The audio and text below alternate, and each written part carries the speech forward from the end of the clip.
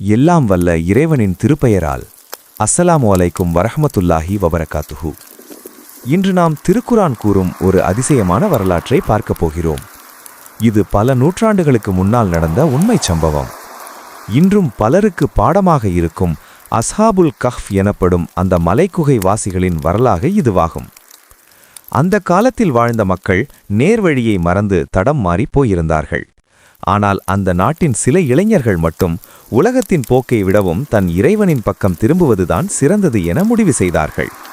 அந்த இளைஞர்கள் அரசனுடைய அதிகாரத்திற்கோ அல்லது சமூகத்தின் எதிர்ப்பிற்கோ அஞ்சவில்லை. அவர்கள் கைகளை ஏந்தி, எங்கள் இரட்சகனே, உன்னிடமிருந்து எங்களுக்கு ஒரு விசேட அருளை வழங்குவாயாக, எங்கள் காரியங்களை சீராக்கி எங்களுக்கு நேர்வழியை காட்டுவாயாக என இறைவனிடம் வேண்டினார்கள்.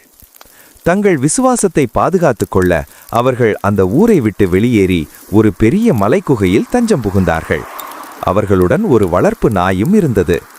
அங்கே அவர்கள் களைப்பில் உறங்கத் தொடங்கினார்கள். ஆனால் அந்த உறக்கம் ஒரு சாதாரண உறக்கம் அல்ல. இறைவன் அவர்களின் மீது ஒரு ஆழமான தெய்வீக உறக்கத்தை இறக்கினான். திருக்குரான் ஒரு அழகான காட்சியை இங்கே விவரிக்கிறது. அந்த இளைஞர்கள் மீது சூரிய ஒளி படாதவாறு குகையின் வாசலுக்கு இடப்பக்கமாகவும் வலப்பக்கமாகவும் சூரியன் விலகிச் சென்றது. அவர்களுக்கு சேதம் ஏற்படாமல் இருப்பதற்காக இறைவன் அவர்களை ஒரு பக்கத்திலிருந்து மறுபக்கத்திற்கு புரட்டி போட்டான். அங்கே சுமார் 309 வருடங்கள் ஓடி மறைந்தன. பல தலைமுறைகள் மாறிவிட்டன. ஆனால் அந்த இளைஞர்கள் மட்டும் அதே குகையில் பாதுகாக்கப்பட்டார்கள்.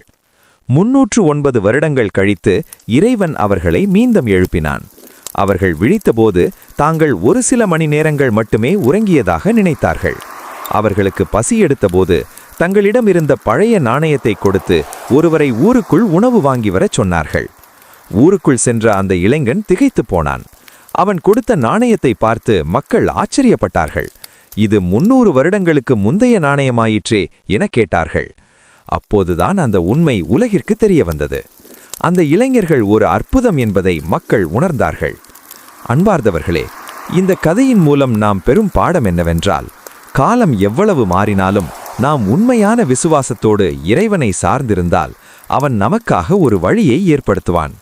ஒரு சிறிய குகைக்குள்ளே 300 ஆண்டுகளுக்கு மேலாக அவர்களை பாதுகாத்த இறைவனால் நம் வாழ்வின் கஷ்டங்களையும் நீக்க முடியும். நாம் செய்ய வேண்டியதெல்லாம் உறுதியான நம்பிக்கையோடு இருப்பது மட்டுமே. இறைவன் எம் அனைவருக்கும் நேர்வழியை காட்டுவானாக. வசல்லல்லாஹு அலா முஹம்மதின் வ ஆலிஹி வசஹ்பிஹி வசல்லம்.